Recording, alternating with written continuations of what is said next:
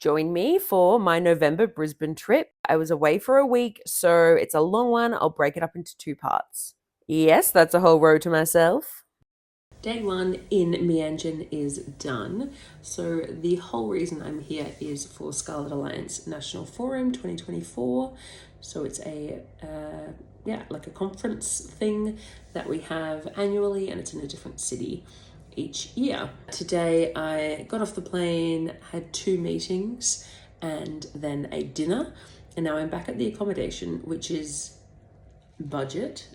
It's this room has a single light in it, and it's a vertical fluoro, like at head height. So that's aggressive.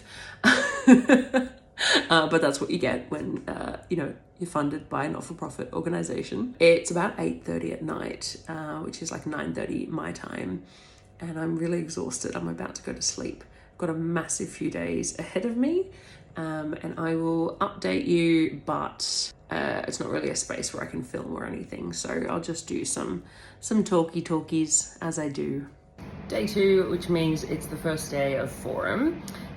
So I'm anxious about it and hoping things run reasonably smoothly. I've not been involved with too much of the organization, but I'm facilitating the event, so kind of emceeing and trying to make sure things run to schedule and people's needs are met.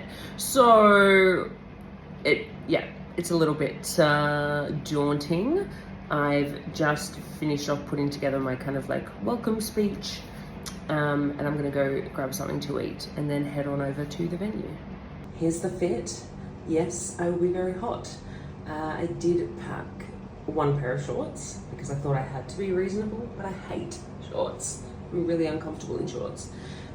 So we're just gonna do day 1 with pants and see how much I don't cope. They had a pancake machine. It produced mixed results.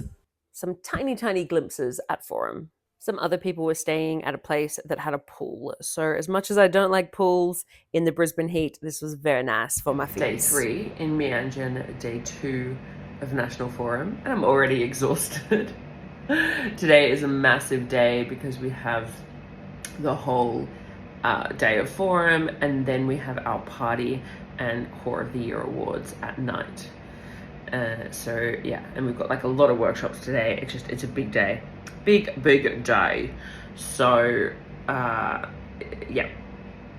get some caffeine. The fit, yes, shorts have happened. Here's some more tiny glimpses of Forum and also a tiny glimpse of the Watty party. Well, as expected, that was a massive day. It's 11 p.m. and I'm absolutely wrecked. It was a very hard day, but the nice news is that I won an award. So I got 2nd place in the Horror of the Year awards. So first runner-up, a lovely first alternate, and I got a sash. Yes, I'm being silly, but it's incredibly meaningful. I was so emotional. I'm always emotional, let's be real, but it was really meaningful to be nominated. And then I didn't think anyone would actually vote for me. So the fact that people voted is amazing and really nice and just lovely. Final day of National Forum today, and I'm thrilled to be checking out of this fluoro hellscape. Today's another big day. I'm speaking on hosting 2 of the workshop-y panel-y things that we have. Possibly 3, and continuing to kind of facilitate the whole event. So another big day, but hopefully tonight I'll be checking in to much nicer accommodation and get a good night's sleep. Scarlet Alliance National Forum 2024 is done. I'm absolutely exhausted. Had the final day today and it was overwhelming, galvanizing, hard, and great. I was a part of running a couple of presentations today, and I think they went really well, and I'm pleased about that. So then grabbed some dinner with some mates, and the dinner at a dumplings place, which had hardly anyone there. Took 50 minutes to come. And so we were all late for where we needed to be. They needed to get to the airport and I needed to check in to my new accommodation, which is such an upgrade. But I called the accommodation and said, it's gonna have to be a late check-in. I'm sorry. They were like, that's no dramas. Here's how you do that. And then backstory, a few weeks ago, I realized I had to change the booking. So they're like, you can't do that online. If you're going to change a booking, you have to call, which is never my preference because I like to have things in writing. Oh, sorry about the flickering. I've got the fan on, but I'm not turning it off. So I called and was like, hi, I need to extend my booking and arrive a day earlier. And they were like, yep, that's all good. Checked all my details. No worries. Then when I called the person, they were like, oh, yep, you're blah, blah. Great. You're checking in. Cool.